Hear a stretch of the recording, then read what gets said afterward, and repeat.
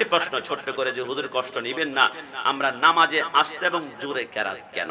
অর্থাৎ ফজর আমার জোহরের সময় আমরা আস্তে কেরাত পড়ি, আসরের সময় আস্তে কেরাত পড়ি, কিন্তু মাগরিবের সময় জোরে, আপনার ফজরের সময় জোরে, এশার সময় জোরে। ইচ্ছে করলে তো 5 ওয়াক্ত নামাজেই তারা জোরে কেরাত দিতে পারতেন, ইচ্ছে করলে 5 ওয়াক্তে তো আস্তে দিতে পারতেন।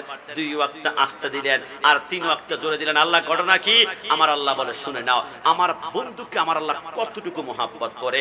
মাদারাজুন নবুয়তের মধ্যে লেখে, ইসলামে যখন প্রথম নামাজ ফরজ হয়েছিল, রসুল নামাজের সিজদায় গেলে কাফেররা রসুল্লাহর ঘাড়ের মধ্যে উটের নাড়ি বুড়ি দিয়ে এত জোরে চাপ দিত, রসুল আমার সিজদা থেকে সুবহান রাব্বিয়াল আলা আলা 72 বার পর্যন্ত পড়তেন, সিজদা থেকে মাথা উঠাতে পারতেন না, এত কষ্ট। রসুল বলে আমি কষ্ট নিতে পছন্দ করি, কিন্তু আমার উম্মতের কষ্ট আমি সহ্য করতে পারি না।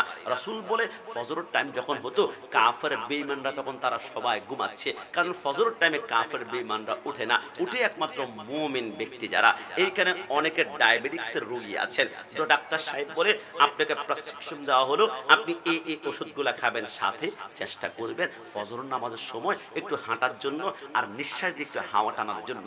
আমি চিন্তা করলাম জোহরের সময় নিঃশ্বাস দিয়ে হাওয়া টানলে সমস্যা কি, বিকেলে টানলে কি, রাতে কি? ডাক্তার বলে দুপুরও হবে না, বিকাল হবে না, রাতও হবে না, একদম ফজরের টাইমের হাওয়াটা লাগবে। আর কারণটা কি? ডাক্তার বলে কারণ কি জানো? কারণ ফজরের টাইমে কাফের বেঈমানরা ঘুম থেকে উঠে না, একমাত্র মুমিন নামাজি ব্যক্তি ঘুম থেকে উঠে।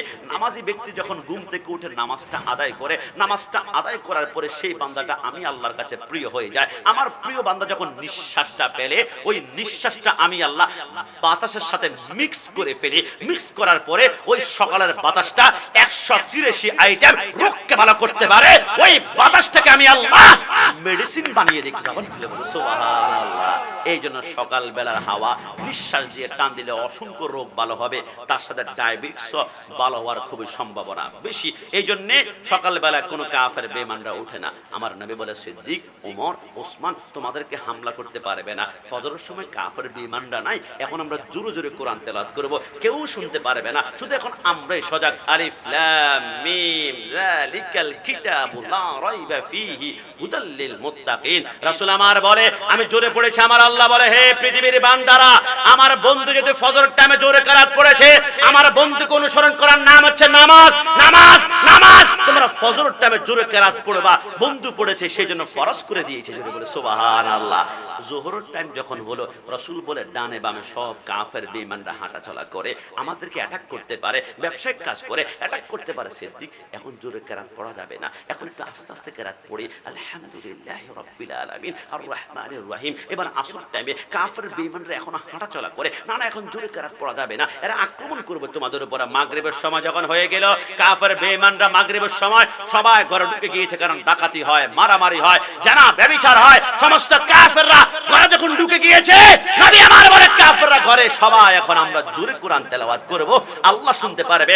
আলহামদুলিল্লাহি রাব্বিল আলামিন। ঈশার নামাজে কাফের বেঈমানরা ঘুমিয়ে পড়েছে, আমরা মুসলমানরা। সিদ্দিক আকবর বলো অবাক ব্যাপার, একদিন ঈশার নামাজ পড়তে যাচ্ছিলাম, আমি দেখলাম রাসূলুল্লাহর ঘরের পিছনে মসমস করে আওয়াজ শোনা যায়। আমি সিদ্দিক আকবর ঘরের গিয়ে পিছনে দেখি রাসূলুল্লাহর ঘরের পিছনে, রাসূলুল্লাহর ঘরের সাথে কান লাগিয়ে আবু জাহেল দাঁড়ানো আছে। আমি বললাম, আবু জাহেল ঘটনা কি? রাসূলুল্লাহর বিরুদ্ধে কোনো ষড়যন্ত্র করা হচ্ছে? আবু জাহেল বলে না না না, তুমি এখানে দাঁড়ালে কেন? আবু জাহেল বলে, বিশ্বাস করো ষড়যন্ত্র করছি না, আমার যেদিন রাতের বেলা ঘুম আসে না টেনশনের কারণে, ডিপ্রেশনের কারণে, মাথা ব্যথার কারণে, ওই দিন আমি মুহাম্মদের ঘরের পাশে চলে আসি। ওই এশার সময় মুহাম্মদ সাল্লাল্লাহু আলাইহি ওয়াসাল্লাম ঘরের ভিতরে কি জানি একটা তেলাওয়াত করে, ওই কোরআন তেলাওয়াতের আওয়াজটা শুনলে আমার দিলটা ঠান্ডা হয়ে যায়, আমার মাথা ঠান্ডা হয়ে যায়। আমার আল্লাহ বলে, আলা বিযিকরিল্লাহি তাতমাইন্নুল কুলুব। তোমরা শুনে রাখো, আমার কোরআনের আওয়াজ এখানে লাগবে, প্যারাসিটামল খেতে হবে না, নাপা খেতে হবে না, নাপা এক্সট্রা খেতে হবে না, এস খেতে হবে না, ম্যাক্স খেতে হবে না, দুনিয়ার সবচেয়ে প্রশান্তিময় টেবলেটের নাম হচ্ছে কোরআন তেলাওয়াত। একটু জবান খুলে বলি সুবহানাল্লাহ। আবু জাহেল যেখানে কোরআন থেকে প্রশান্তি নেয়, সেইখানে আমরা কোরআন তেলাওয়াতের আওয়াজ আমাদের ঘরে ঢুকে না। রাসূল বলে, কিয়ামতের ময়দানে 5 শ্রেণীর লোককে জান্নাত নিজে নিজে নিজে তালাশ করবে।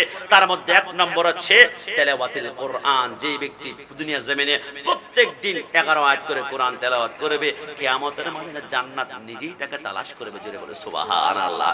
এই জন্য রাসূল জোহরে আসরে আস্তে কোরআন তেলাওয়াত করেছেন, আর ফজরে মাগরিবে ইশাতে জোরে কোরআন তেলাওয়াত করেছেন। রাসূলকে অনুসরণ করা আল্লাহ আমাদের জন্য ফরজ করেছেন।